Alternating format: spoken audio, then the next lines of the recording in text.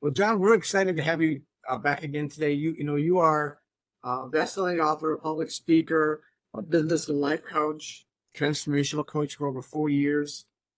You've developed systems that have propelled yourself and others out of lives they, as you put, risk settling for, and into lives Right. they really want. And let's talk a little bit about that. Let's talk about what your mission is for people. What is your mission for people, for you and for people?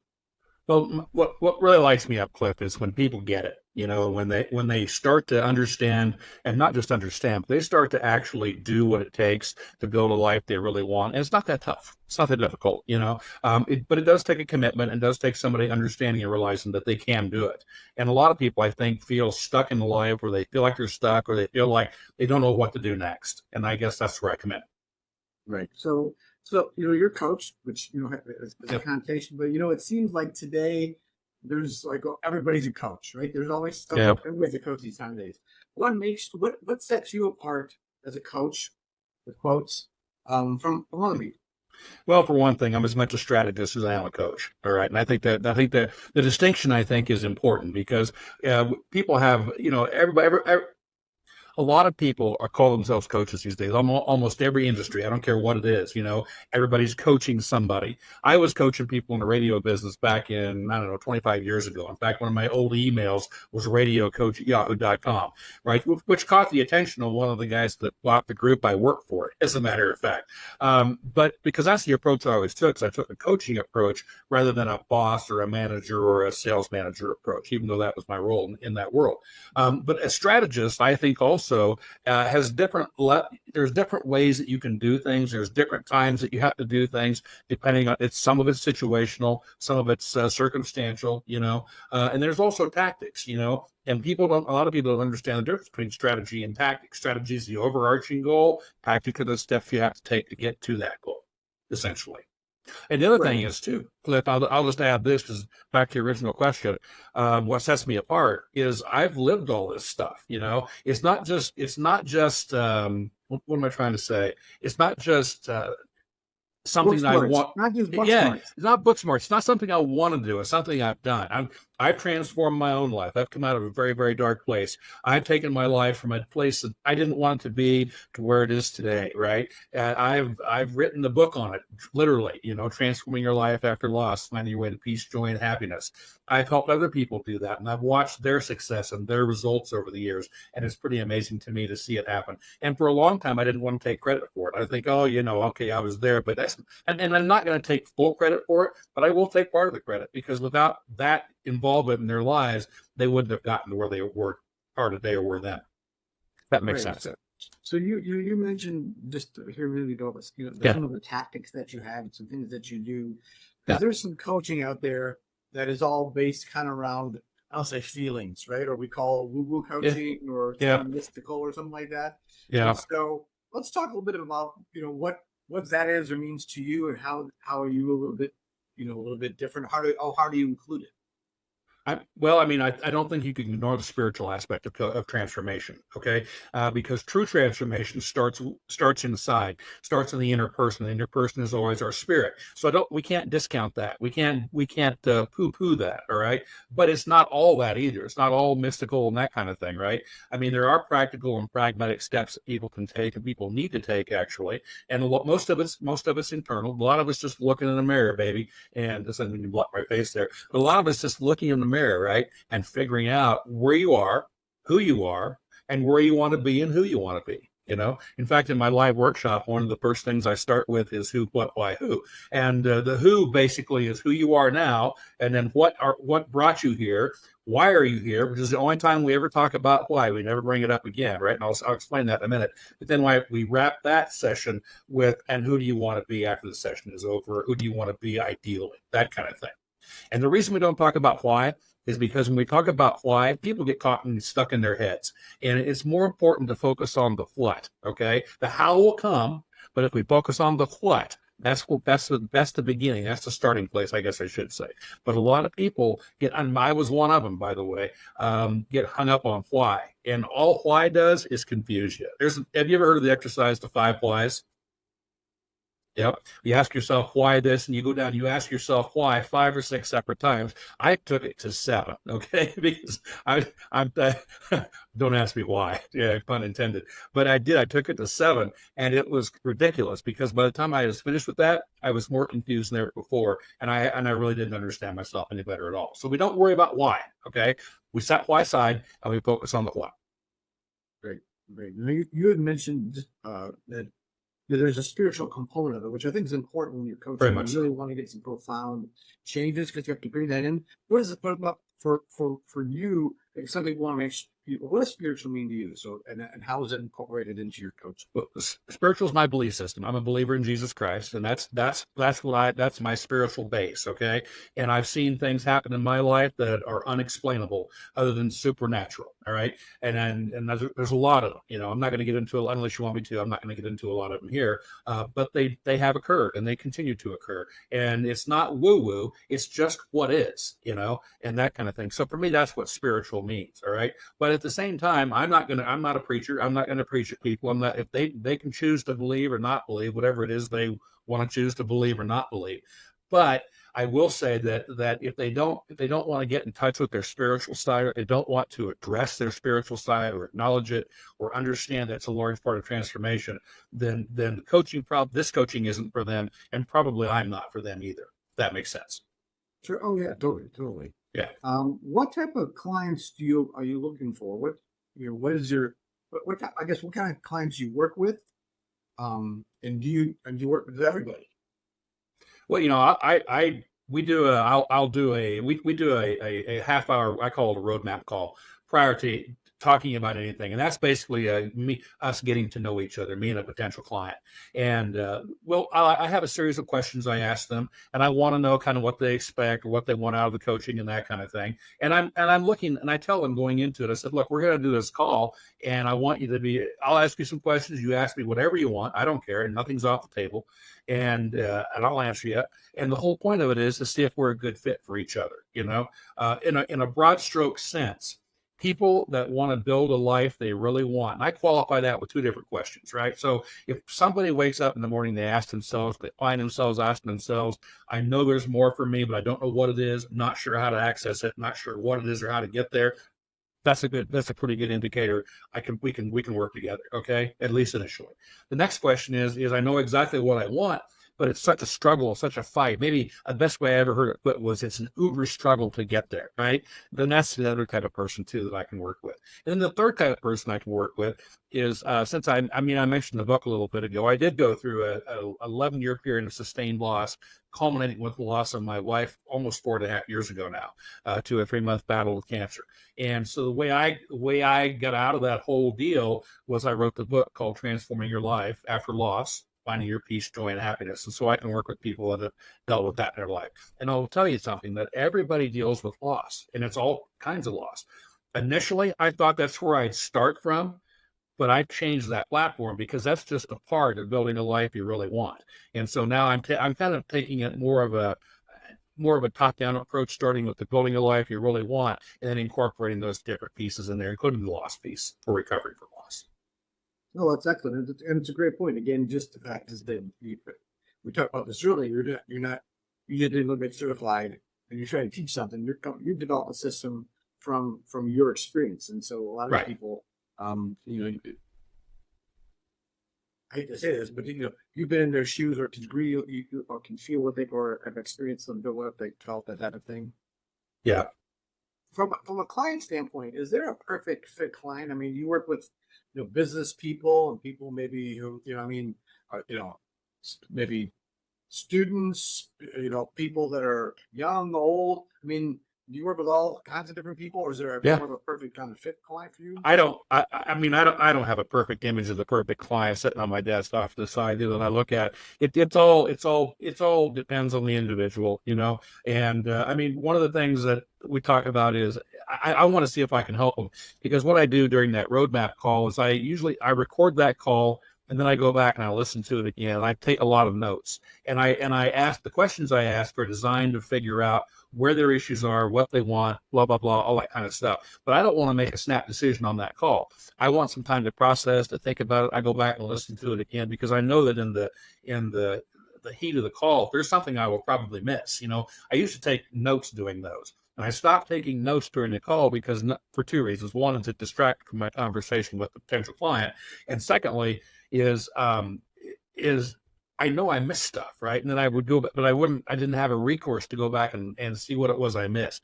So by going back and listening to the call again, and I listened to it top to bottom, start to finish, and I found myself several times finding stuff I didn't hear initially, or that I recognized, but I didn't, glom onto until I went back a second time. And so that's part of it too. I want to make sure it's a good fit for them and also a good fit for me, and I want to make sure that they're willing to do the work because it does require work. It's not not an instant thing here, not instant gratification. Take some work, take some time, as you know. It was just a great process, and I love the fact that you actually reviewed the call afterwards because that way you can Yeah, be present in the call and ask questions that we're going to later. A lot of people don't do that, which is amazing.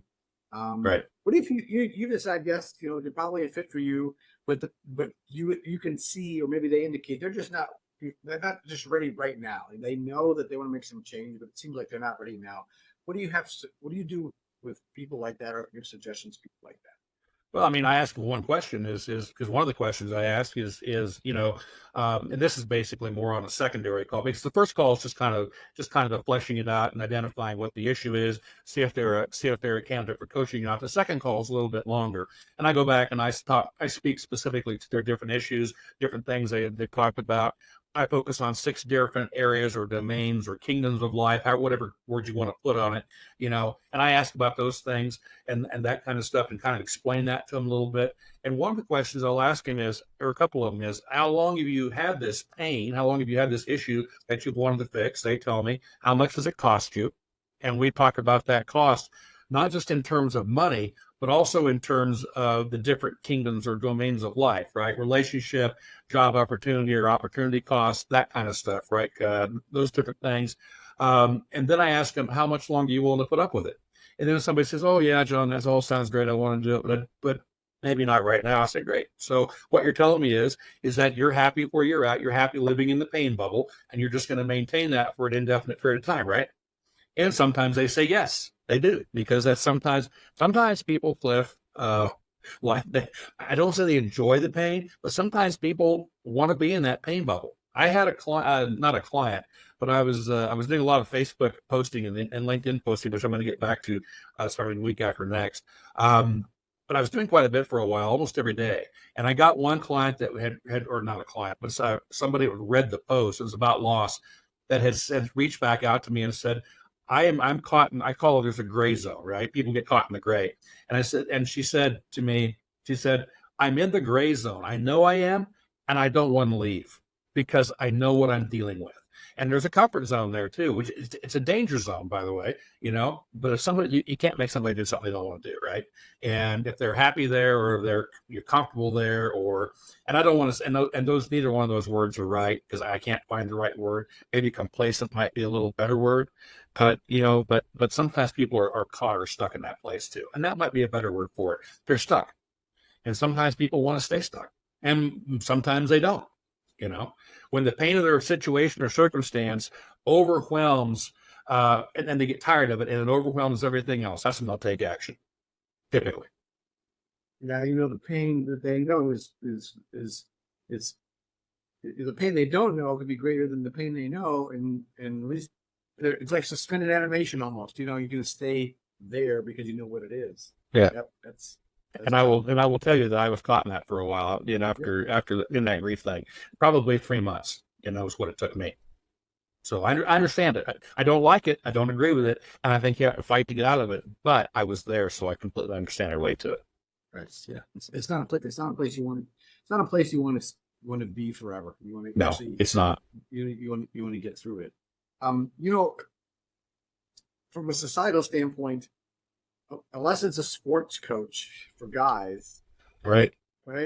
We don't really think about, hey, a business coach or a life coach or relationships coach, or for women they have various type of coaching. But does everybody need a coach? Is useful everybody have a coach? I don't know if everybody needs a coach. I mean, I have a couple. I think you probably have a couple. I think top performers, I think high performers, I think people that want to go to the next level, whatever that is and whatever that means. I think those people probably either want or do have coaches. That's kind of been my experience. I think can everybody benefit from coaching?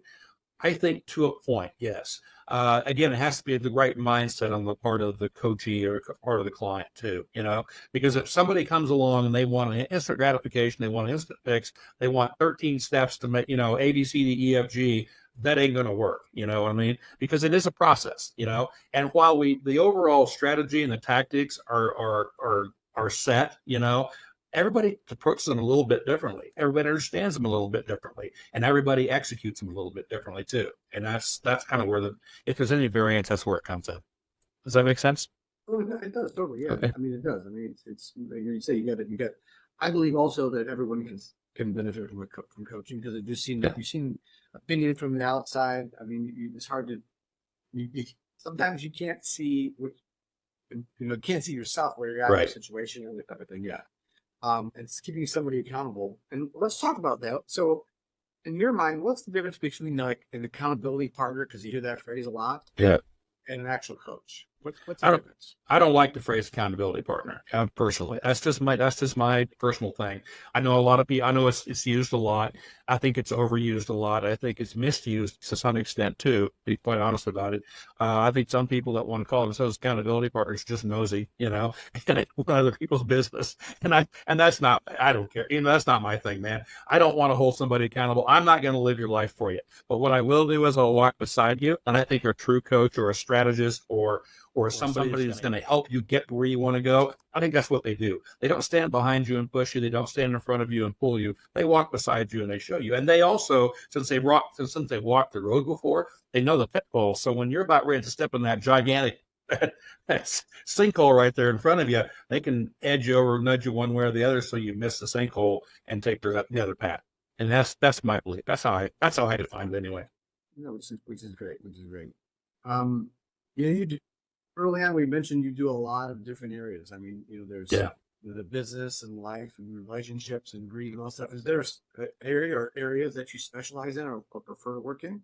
Again, it's about people that want to build a life they really want. Let's talk about that. Let's start the conversation there, and let's figure out what that means for you, what that looks like. And by the way, that's kind of hard sometimes, That's what my workshop is. I have a 2-day live workshop that I do too, and it's called Building a Life You Really Want. And what it does is designed to take people from not knowing what they want to, at the end of the second day, walking out of there with not only knowing what they want, but also having the plan or the beginnings of a plan to get there. In other words, here's the step I'm going to take when I leave the room today, that kind of thing. Right. Make Yeah. sense? You start with the end in mind, right? You start with the end in mind. Stephen Covey said it best. Absolutely. Yeah. And then with that, then each individual person may need coaching in different areas depending on you find where their blocks are or their issues are. And so it's nice that you have experience in all those different areas because a lot of times we'll find that those overlap, right? That, if you say, I designed this life, here's what I want. Yep. And then you can dig in and figure out where they're having issues. Can I tell you a quick story? Yeah, please do. I was talking to a client on Saturday, or a potential client on Saturday, and he looks at me and he says, "I just don't have any." And a young guy, okay. And I'm seeing this more and more, by the way. And looks at me and he says, "John, I just don't have any ambition. I don't have any drive. I just don't want to do anything." And we talked about that, right? And I think a lot of it comes from oppression, a spirit of oppression that people suffer from, or can suffer from, not depression. I said, but oppression. But the rest of it is too, is he has no idea what he wants to do, and you have to figure out, when you figure out what you want to do, I call it lighting you up inside, right? When it lights you up on the inside, get after it. That's where you're meant to be. Don't worry about the why and the how right now. Just focus on the what. The how will come, and you'll understand the why later. Or maybe you won't. Right. But at least you're digging in, right? You're digging in. And I think that goes to the next question I want to talk about is that there's a large percentage of people who either buy programs or buy coaching that really don't make progress, right? And we just talked a minute ago about doing the work. So how do you help people make progress and talk about some of the people that you work with that have made progress? Well, I try to cover that in the roadmap call and the secondary follow-up call. and I don't have a name for the secondary follow-up call, so I just call it secondary follow-up call. But but basically that's where I lay out my terms and conditions and pricing and all that kind of stuff, right? And explain to them, and I also take them through a mini coaching session in that call, so because that usually runs about an hour, and so they get a mini coaching session. I don't charge them anything for that, but I want them to experience what it kind of what it's like to work with me. Okay, so I try to handle all that if I can on the front end, because as I said before, I can't make somebody do something they don't want to do.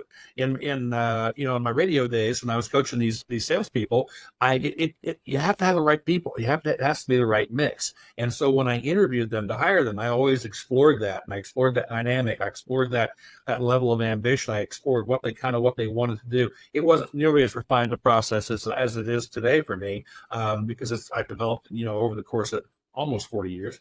But the thing is if it all sets up right on the front end, there's no reason, and they do the work, they're not going to not experience success. They can't help it. The steps and the concepts and the strategies and everything that go into it. I mean, you just can't not help but experience success. And here's the thing, Cliff. If I can do it, anybody can do it, because I'm one of the most cynical, hands off kind of prove it to me. I tell people I was born in Missouri, the show me state, so prove it to me, show me. Basically, and I can show you my life. I can talk about, and then, by the way, I never identify anybody. I always keep it anonymous, but I work with everybody from salespeople, people that were former waiters in steakhouses, to a CEO of a $275 million company who lost everything, and today has reset his life and is much happier than he was back then when he had the company. Believe it or not, people look at you and go, "What do you mean? Now you have a $275 million company, you're CEO and president, and you started it. How could you not be happy?" Well, there's a lot of reasons you won't be happy, and I can, but he's a lot happier today, and he's reset his life, and it's pretty cool to see, pretty cool to watch, and it's fun, and it lights me up when I see that happen to people, or for people. Yeah, which is, I mean, that's part of the work that keeps you going and keeps you motivated, and seeing the changes in people, and seeing those people build the lives that they really want, right? That's Right. I mean, that's your goal and purpose. And I think, not to cut you, let me just step in for a second, because I think that also, because you brought up a good point, when somebody starts to see something happen and they see something manifest, right, and they see the first thing happen that they're wanting, and that happens, oftentimes what happens, or what I see happen anyway, is they might step back a step or two, or might backslide a couple steps or whatever. They might say, "Oh, well, it's never going to work for me. It's not going to happen." But since something already has, we can point to that and go, "Wait a minute.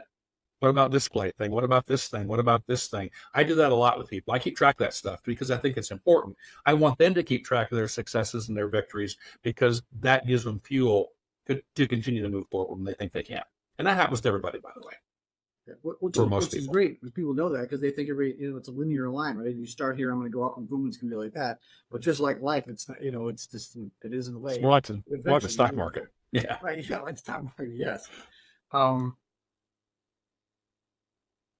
Question that people probably ask you all the time, so we just go ahead and talk about it. Sure. How long does it take how long your programs? How long does it to show progress? I know it's probably by the individual, but I'm sure one of those questions people ask. How long are your programs? How long does it take for me to see progress? I'm gonna give you the best answer anybody's ever given you this question. You ready? It's 2 words. It depends.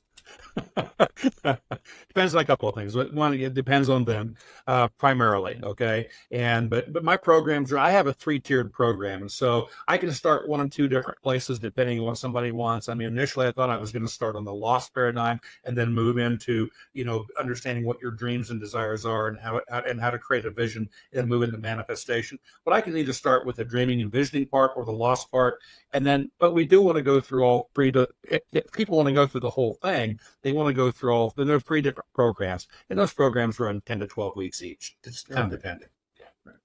So you're really just, during your calls, you're able to assess and make determination and talk with them and say, here's where they want to start. Here's where would be most useful, where you're at. Yeah. Some people may complete 1 program and they're good.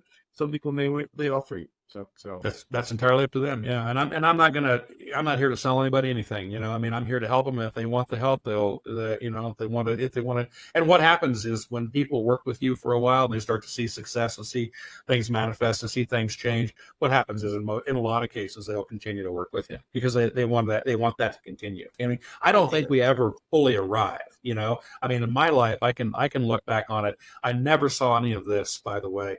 I only see it in the rear view. I never saw it looking down the highway, man. Never saw it. Never dreamed of it, to be quite honest with you. And what's happened, the way I've gotten here, and where I'm going to go from here, I don't know. But it's exciting because the way I've gotten here, man, has been one step at a time. And that's the other thing I will tell people too, is the whole path is never revealed all at once. We want it to be, but it isn't. What's revealed is the next step, and then the step after that, then the following step, and one step, and one more step. And if you keep walking the walk, eventually you wake up one day and go, oh, wow, here's where I'm at now compared to where I was at then. Now, where can I go from here? At least that's how I look at it. That's great, and you're right, because I mean, you can put your destination out, put your goal out, start taking steps, and again, anybody when he looks back where you're at, I'm like, could you see this? And they're probably gonna know. I mean, they can't, or at least if they saw it, the way that they got there would be there. I was a big corporate guy for a long time, 35 years, and sales management, and I was on the business side of the radio business. And so, I mean, it was all for me. It was all numbers, and it was all growth and that kind of stuff, right? And I talked about goals a lot and different things, and I used to use the SMART goal acronym. I don't even use the word goal anymore. But, and the reason I don't is, and I know that might make some people go, what do you mean? But I don't like the word goal, because to me, goal is performance oriented, right? And this isn't about performance. It's about deciding what it is you want, and then how am I going to get it? How am I going to get there? How am I going to make that happen? We try to do it in a relaxed environment too. There's different types of coaches out there. There's directional coaches, or like you talked about, sports coaches a while ago, right? And they want to tell you what to do, and they give you very specific instructions, and do it this way. You do drills, so you work for muscle memory, all that kind of stuff. Those are called directive style coaching. There's also what's called evocative style. And that's more the side. I was a directive style coaching for a long time, by the way. And now I'm an evocative style coaching, which means I want to lead people to discover for themselves what the answers are. What I mean? Do that through questions, doing that through ask about not letting anything slide too. I mean, I'm honest with people, truthful with people, gently, but we're not, I'm not going to tell somebody exactly what to do. I'm going to say, if you want to try this, here's a suggestion for you, or what do you think you ought to do? Or what do you think the next step ought to be? Or what's the next step you can take? And by doing that, I like that much better, because I think it empowers people, by the way.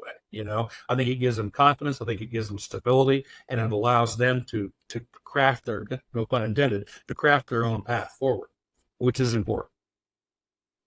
It made me think, while you're talking about that, is it's almost like two styles of coaching. One is like, if I was going to build a shed, there's tools and steps, and you just do those, and that's it, right? And then this more like, if I'm planning a vacation, I have a destination, I want to have experiences. I don't know what I'm going to do to get there, but I'm going to plan the best I can, because I know where I want to go and what I want to do, and I want to have somebody who's been through all that and help you. Let me ask you a question. Have you ever started off on a trip with one destination in mind and changed it? Oh yeah, and then have the greatest experiences, because they just revealed themselves. And it used to be early on, because I'm the vacation planner. I'm the one that likes to plan. And right. Like, we're going to go here and here and see this, and we're going to do all this and see this. And then I realized you got to be there and have experiences to be open. I mean, we went one time when we were in Italy. I took a cooking class with a lady who was from America, and it was a little bit off season. And she's like, the next day, she's like, we had stuff planned. She's like, hey, how are you going? And we take you around and show you other things. And she was able to take us into these little wineries and little farms and things that aren't really open to the public. But because she's been there for 20 years, she just calls them up, and we have experiences. And so that made me think about, that's what kind of like coaching, Yeah. And the reason I asked that question, one of the points is that people will start out with one destination in mind, and oftentimes that destination will change as they're going through the process, and that's okay. Nothing wrong with that. This isn't about right or wrong. It's not about any of that. It's not about performance. I can't stress that enough, because you've heard of the type A personality. I'm probably a triple A or was, I mean, double A for sure. But I mean, I'm a former Marine, man. I mean, my mantra used to be my way or the highway, and I wish I could rewind the clock and go back to those years with what I know now and the experience I have, and be able to do it all over again. It'd be a completely different ballgame. But the whole point of it is that's not how I do it. It's very much an evocative style. It's very much I'm with you to help you, to assist you, maybe point out things you might not be seeing, because as you said early on, sometimes we're so close to the forest we can't see the trees. We gotta open up, gotta be able to see different things. Yeah, right. When when the people that you worked with, and I know it's obviously different with each person because they're creating their own journey, but do Yeah, you find or do you see things that are patterns, like people when they say they're more settled or more happy, or their outlook improves or their health improves? Do you see any type of patterns? I do. Yeah, okay. I see. Yeah, I do. I mean, one of the big things I see is people that aren't happy typically, or a lot of times, not typically. I won't say typically. It's buttonholing too much. But a lot of times, people that aren't happy or dissatisfied, many times they're stuck in the past. Okay, and many times that people that are and it's coulda, shoulda, woulda. And here's what I could have done, should have done, would have done, blah blah blah, all that kind of stuff. Right? They're always second guessing themselves. That kind of thing. I think that's a mindset and I hate that word too. I don't like mindset because it's overused in the coaching community. This is not about a mindset. This is about understanding what you want, how it makes you feel, and then figuring out how to get there. Okay. That's one pattern I see. The other pattern is that people are happy. And I had a client tell me this just a couple of days ago. He says to me, he says, as I start, he says, you told me, get out of I'm thinking too much, get out of my head and get out of the past. He says, and when I stop doing that, I'm so much happier. And I'm thinking that's cool, because that's exactly right. You know, that's true. The Just a couple of patterns I see. yeah, those are great. I mean, that's what you're looking for. Yeah. You a lot of people have expectations, and they have expectations of what their life's going to be, what they're going to have, what they're going to get, or going to do. And when life comes at them and it isn't what they expected, that creates a lot of issues. I mean, there's a lot of different words you can use, but there's a lot of issues. So how Yeah. do you deal or talk to people about their expectations, reality, and how to bring those two together? I guess what we do is we talk about, I want to figure out what they've done and where they're at, and what. And I'm tempted to use the word why, and I have to catch myself when I do that, because I don't want to focus on why. I want them focusing on what and how, which is what I tell myself every day too. By the way, I want to focus on what and how, not the why. But the whole point is that I guess I want to figure out what's happened to get them to the point that they're at. I want them to I want to know how they feel about all of that, how they felt about it then, how they feel about it now, and where they want to go, and how that's going to make them feel, and that kind of thing. I mean, because you hear a lot of people, speaking of patterns, right? A lot of people are living lives, and you alluded to it. A lot of people are living lives that other people have told them they should live, whether it's parents, whether it's grandparents, whether it's friends, whether it's a peer group, doesn't matter, right? And to me, that's a recipe for unhappiness. Mhm. I mean, you got to figure out what you want and what you want your life to, and what building a life you really want means. What does that mean? And that's one of the things we do in the coaching. Take you through all that so that you can figure that out. There's no mystery here, right? If there's mystery, then I haven't done my job, or you haven't done yours as a client. One or the other, or maybe both, right? But the whole point of it is once you understand what building a life you really want means, you've seen my vision board on the wall. We've talked about it, right? I mean, those are things that I want today. Those things might change tomorrow or next week or next month or next year. You never know, right? And that kind of thing. But whatever it is, we're going to figure out. That they're up there because they make me feel good, and and I don't have to have a reason to want them. By the way, it's just cool to have that 760xi with the X drive, right? Just cool to have it. No other reason than that. Or a full room, or whatever it is that I'm looking for here, that kind of thing. And that's the thing for the people. That's a conversation I'd have with someone like that you're talking about. That's unhappy with where they're at, or their expectations haven't met their expectations, which is kind of a weird thing, but it Well, happens. yeah, yeah, it happens. Is Yeah.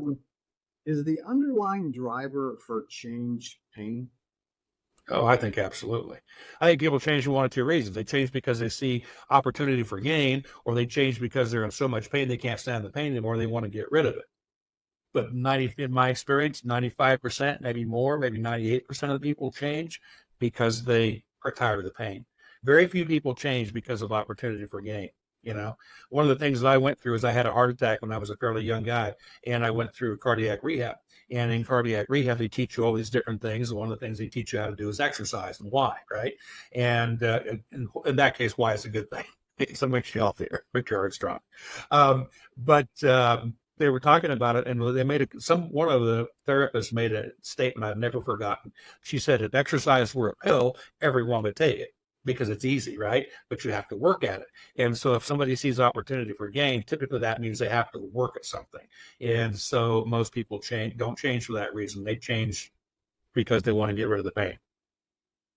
Pain or gain. I mean, that's really what we're Pain or down to, gain. right? Yeah. I mean, Tony Robbins, pain or pleasure, right? But Yep. I kind of like the pain or gain because that's Yeah. the people see something they're like they want to go after, and then now they go like, okay, what's holding me back? And that's when we get into the pain part.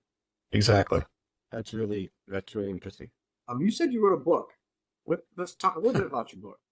Okay. It's called Transforming Your Life After Loss, Finding Your Way to Peace, Joy, and Happiness.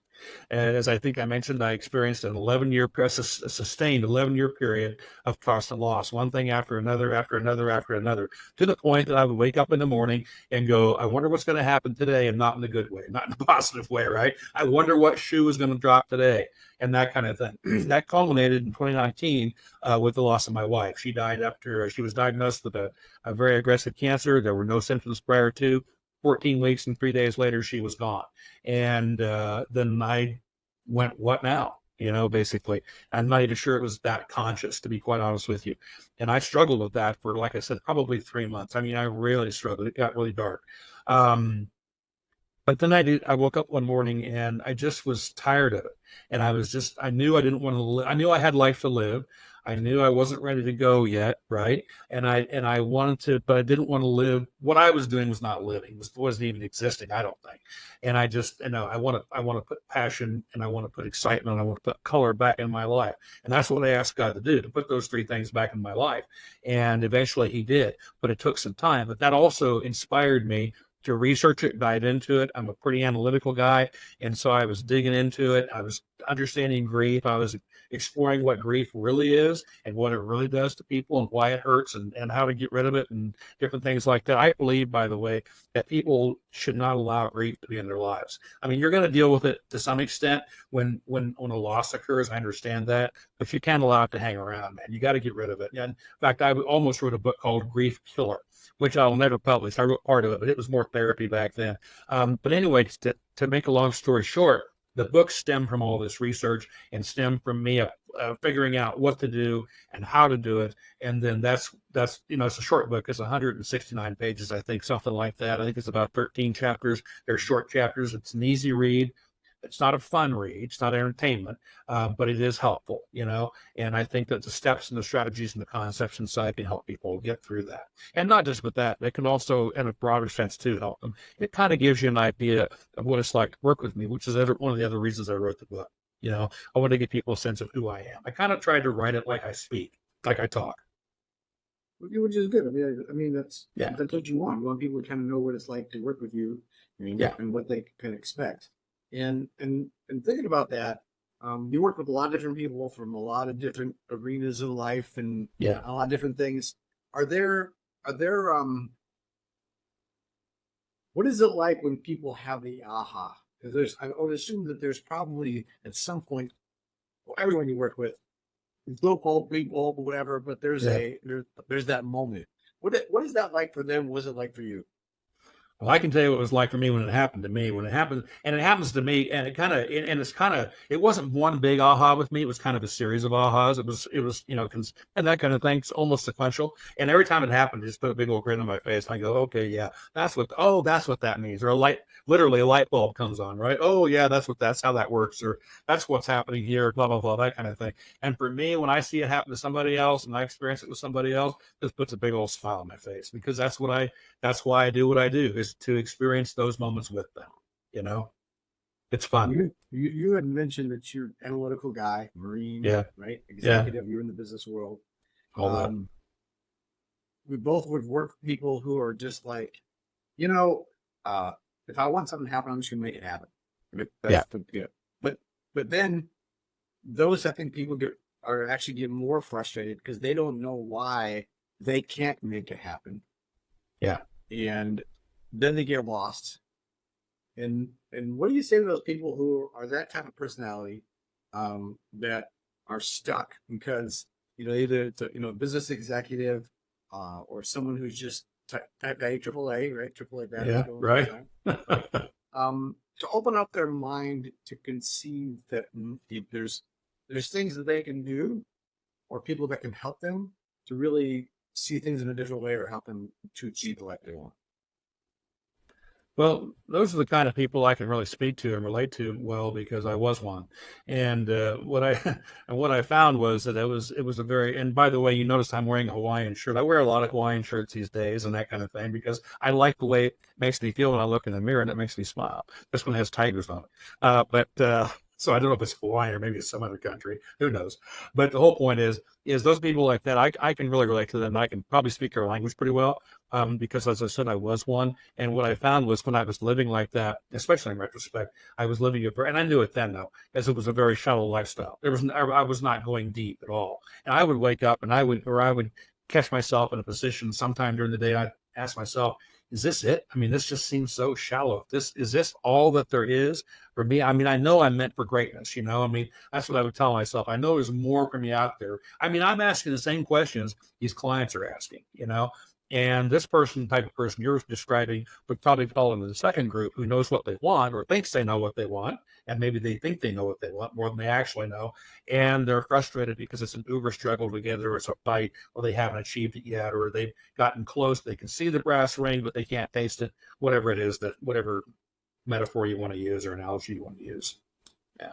I mean, I think the realization is that they know that something from where they're at, something's broken, needs to be fixed, but they don't know how to fix it.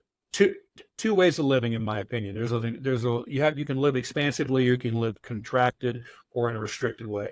And contracted and restricted way typically means you're living from fear. Fear takes a lot of different, and fear is a big thing here, by the way. And fear takes a lot of different forms. Everybody deals with it every day. It's not just screaming terror. And it's not, people say, I'm not afraid of anything. Okay, everybody's afraid of something, man. I don't care what it is. Doubt is a form of fear, right? If you doubt yourself, or you doubt a situation, or you doubt somebody else, that's a form of fear. But I mean, that's a big one. And so we try to, and once people start understanding the difference between living in a contracted, restricted way versus an expansive way, that makes a lot of difference too. And so one of the things I focus on is I focus on expansivity and how to get there, and what that means, and I'm not going to say why it's important, but I'm going to let them experience the differences between, and there's ways we can do this where I can take them through a couple of different exercises where they can experience what it feels like to be expansive and feels like what it's like to be contracted. Then they can pick what they want, which way they'd rather live. Not surprisingly, the majority of people pick the expansive way. Yeah, I Even would those say, people, even those performance artists, I used to be a performance artist, right? I mean, but what I mean by that is I was always focused on performance and getting to the next level. And man, I don't know, this doesn't work for me anymore, Cliff. no, because you're never satisfied. No, There's never, because the measurement is always moving that higher, yeah. and eventually you can't go any higher, and then you're left with what do I do now, and then so yeah, so I didn't think you like Beyonce or anything from sorry, so yeah. So this has been great. If people want to learn more about you or reach out to you or get your book or book a call, what's the best way to get it? Easiest way to get me is probably my website. It's Craft Method Coaching, CRAFT, craftmethodcoaching.com. www, of course. And the book, there's a page for the book on there. There's a contact page on there. Or they can reach out to me by way of my email. It's John, John, at craftmethodcoaching.com. They can even call or text me. And my number is 970-596-0856. I'll put it out there. Again, 970-596-0856. Let's let me know that how you got the number, though, so I don't blow you off, because I don't want to do that. I get a lot of stupid texts, too. Oh, yeah. Still like no radio man. So that's all right. Well, John, I appreciate it, and expansive living. That's the way. That's what it's meant to be. Expansively. That's what Can I expansive also living. mention one other thing before we go? Yeah, please do. I also have a series of 6 different talks that are available for different organizations and groups and that kind of thing. The titles are Life After Loss, The Other Side. That's kind of my journey of how I went through and got where I am today. The next one is called Nobody Gets Out of Here Alive, My Recovery from Loss and Grief. Next one is called Level Up. Get comfortable being uncomfortable, which is an important skill. And it's an attainable skill, by the way, but a lot of people don't think about it. Next one is called Is Your Destiny Your Destination? I heard this phrase one time and I loved it, and I built a talk around it. And then This Is Your Now. What's your next? And that's what I call the future. I don't call it the future. I call it my next. Okay. And the signature talk in my keynote is called This Too Shall Pass. So those are available as well, and that kind of thing, and more information about those on the website. Yep, those Yeah. are great. And the question I just thought of, you have Yeah. workshops. You said you have 3. Are your is your workshops, are they live? Are they I do them online? live. I'm doing it right now. I'm doing them live and in person. I just think there's something about a room full of people seeking a common goal, common cause, just brings energy and a power to a room that, in my experience, and I've been through several of these. I've been through several. I went through a Tony Robbins 4-day deal, and I loved it because I love Tony Robbins. But it just doesn't have the same energy as when you're in a room live with a bunch of other people that are pursuing the same goal. And from a coaching standpoint, but you can coach anybody anywhere in the world. Absolutely. Yeah, I typically do all my coaching over Zoom. Yeah. Okay. All right. Well, thanks again, John. Thanks, Flip. Appreciate it. Thank you.